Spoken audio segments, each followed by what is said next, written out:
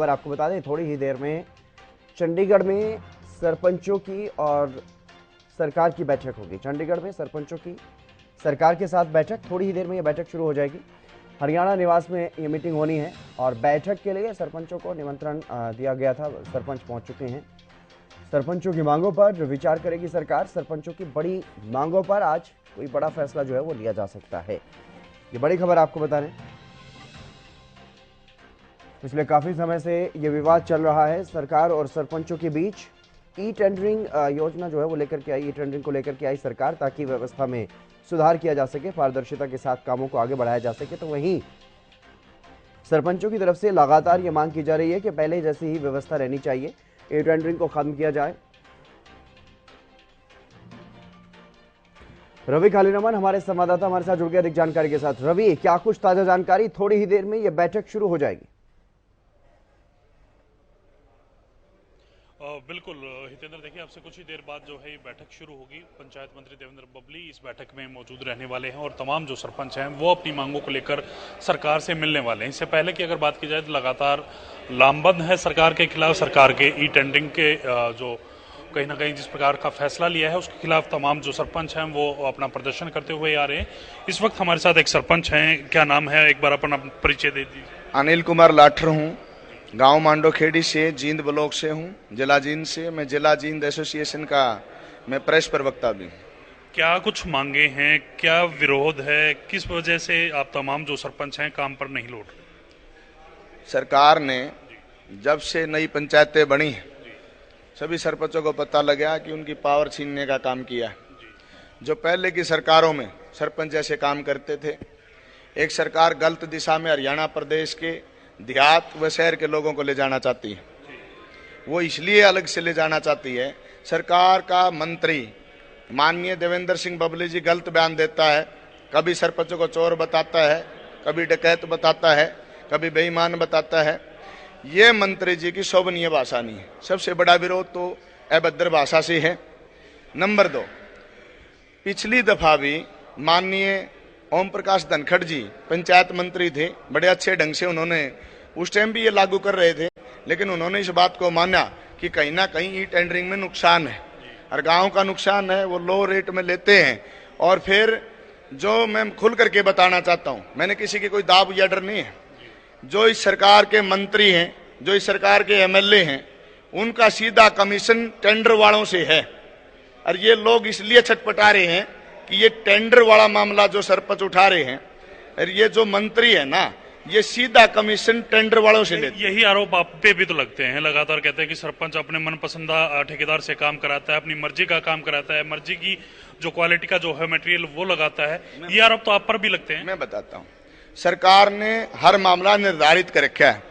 सरपंच जब गांव में ग्राम सभा होती है, ग्राम सचिव भी उसमें साइन करता है, ग्राम सचिव भी उसमें इन्वॉल्व होता है, और एसडीओ पंचायती राज, जेई पंचायती राज, एक्शन पंचायती राज, एससी पंचायती राज और डायरेक्टर पंचायती राज, इसमें बहुत से एसीएस अफसर जैसे बहुत सी जगह फाइलें जाती हैं, सबके साइन होते हैं और वैसे किसी की पेमेंट नहीं होती।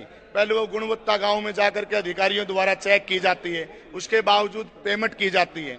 अगर कहीं कोई सरपंच गलत करता है तो उस सरपंच के खिलाफ एक्शन लो, उस गुणवत्ता को चेक कराओ।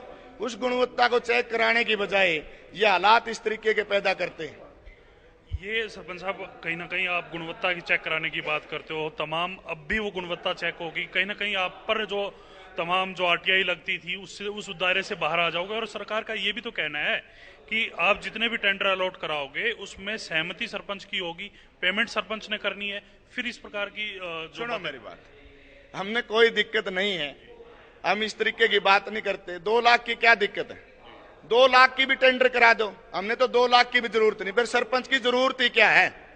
अगर सरकार अधिकार छीन रही है, अगर इन मंत्रियों से, इन विधायकों से इनका बजट छीना जाए, जो विकास कार्य में इनका रोड़ा पैदा हो, तो क्या ये सहन कर लेंगे?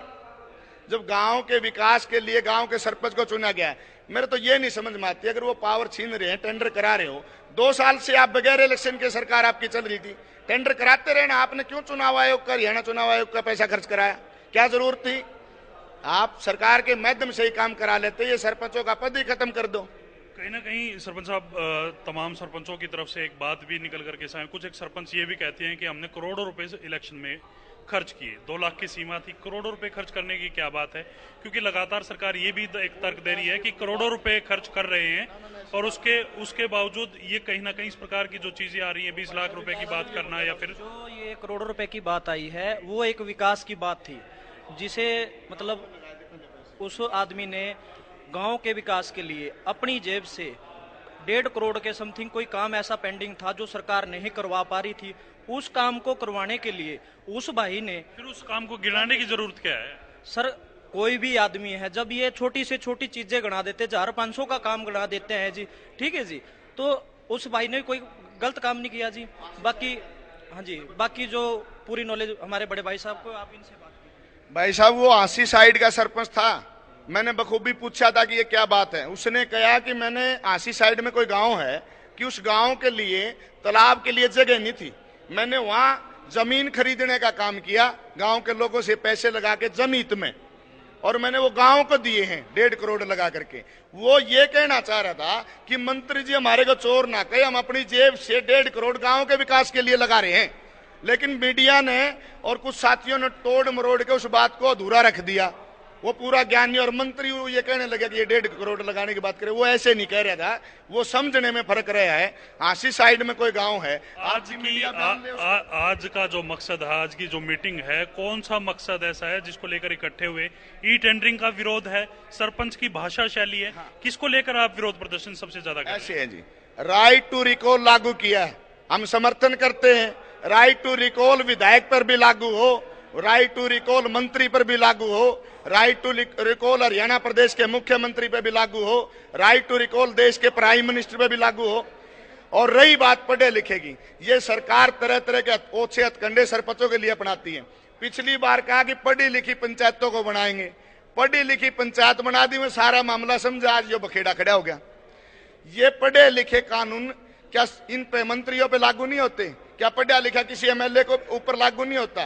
क्या मेंबर ऑफ टेंडरिंग का विरोध नहीं है? ई टेंडरिंग का विरोध नहीं है? टेंडरिंग का ये मामला है, जो पिछली सरकार में जो 20-25 लाख की जो पावर थी वो एज इट इज रहने दो, उससे ऊपर टेंडरिंग कराओ।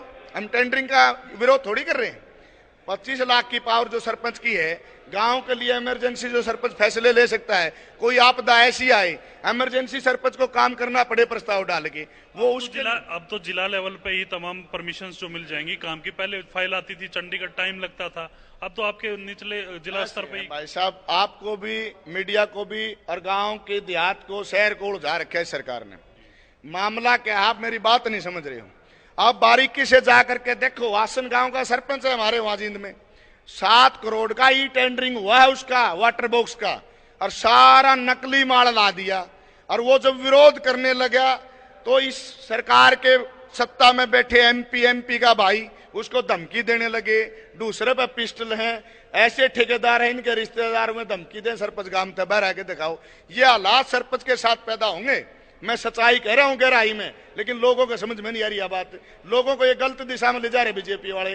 भाई राइस मिल घोटाला कराई सरकार ने, उस मामले को दबा दिया, हजारों करोड़ का घोटाला था। आप अपने सरपंची वाले उस पे आए ना, किस प्रकार से पूरी 29 मांगे आपने आज डिसाइड करनी है? मैं बताता हूं 29 मांगों लेकर। सुनो बात, मध्य प्रदेश के अंदर इन्हीं की सरकार है, शिवराज सिंह चौहान की, बीजेपी की। वहां क्यों पावर दे रखी है भाई? वहां भी तो सरपंच है, वहां भी 20-25 लाख की पावर है, 25 लाख रुपए की, वहां भी तो दे रखी है। आपके पड़ोसी राज्य में, राजस्थान में 29 अधिकारों में से काफी अधिकार दे रखे हैं। हम वो अपनी मांग कर रहे हैं, या फिर भाई हमारे पद छीन लो, इस्तीफा ले लो। 2 लाख की भी क्या जरूरत है?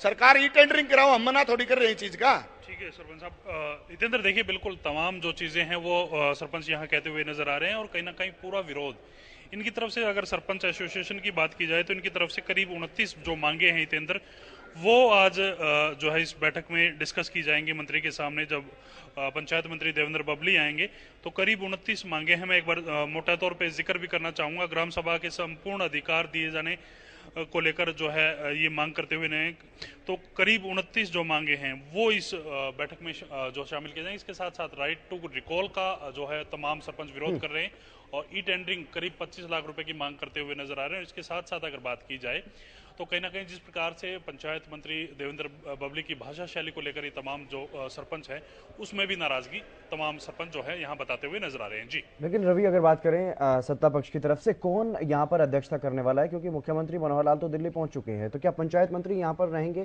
इनसे बातचीत करने के लिए?